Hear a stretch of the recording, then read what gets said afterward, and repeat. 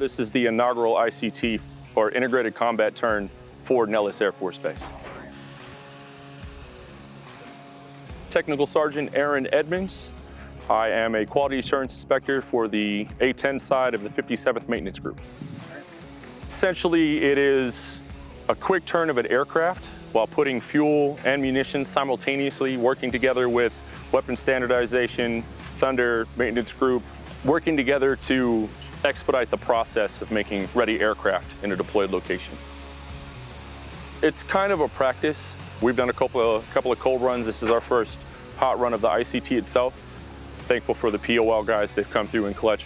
We've worked together, come up with whatever possible issues and scenarios that have come or that could come to fruition, and ensured that they didn't. Put proper safety measures with weapon standardization. They've been absolutely killing it as well.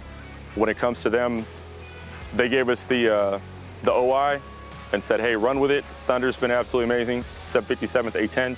They put essentially a lot of this together.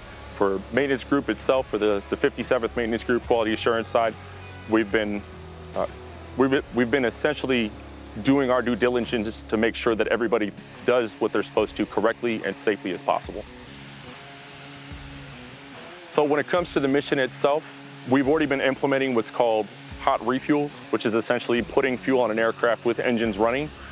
With this process itself, instead of an aircraft taking 45 minutes to an hour, aircraft lands, shuts down engines, overall inspection, loading up munitions, putting fuel on an aircraft, and then turning and burning it all over again. A normal time can take anywhere from about an hour to an hour and a half.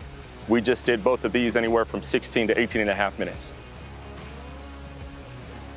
Great group of individuals from across the board. Like I said, 57th Maintenance Group, 757th AMXS, WSS, myself included. I think we all did a phenomenal job today.